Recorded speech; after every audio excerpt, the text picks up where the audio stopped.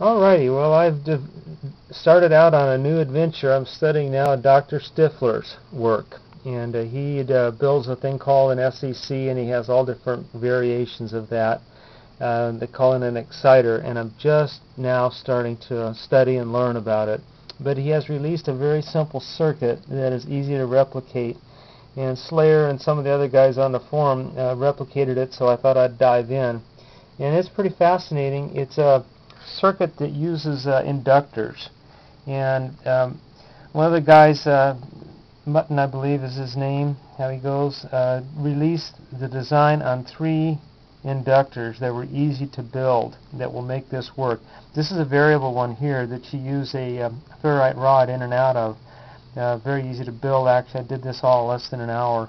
The transistor, Radio Shack doesn't carry it. You got to order it, and I did order the correct one, but I got this to run on a TIP 3055 with a heat sink, and then I changed the capacitance, went up in value some to make this run. But pretty neat. Very, very impressive. You tune it with this tunable inductor, and I've got running through a 12-volt power supply, step down with a voltage regulator, and I've actually got the neon running at 4 volts. This is at a 4-volt reading here. This is going to be my amp draw, which is very high, and I've done something wrong, obviously. It should be much, much lower than that. And then this will be the voltage that's coming out the back end on this thing, and then this is the oscilloscope to show the waveform. Let me turn it on.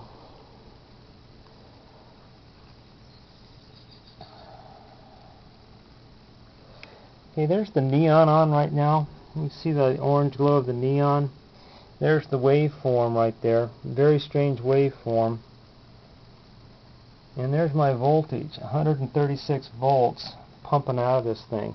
But this waveform is what really got me. That is a very, very unusual waveform. And these spikes coming off the top, they go right on off the scope here.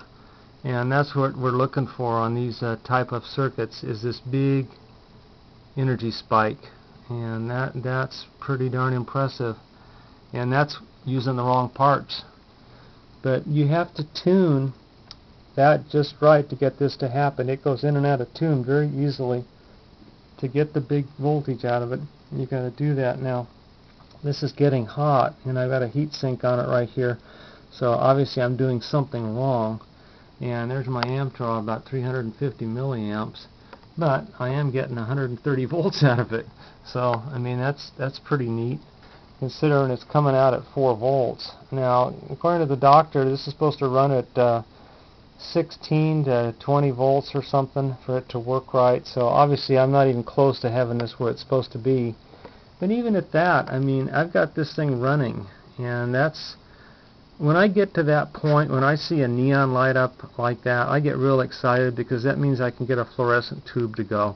Eventually, I'll play around with this till I get a fluorescent tube to go. Once I got that going, then I'm making light, and that's what I'm all about, is making light. So anyway, thank you very much, Dr. Stiffler. I'm going to be studying your work, and thank you for releasing this, and thanks for the guys on the forum for helping everybody like me out with these parts.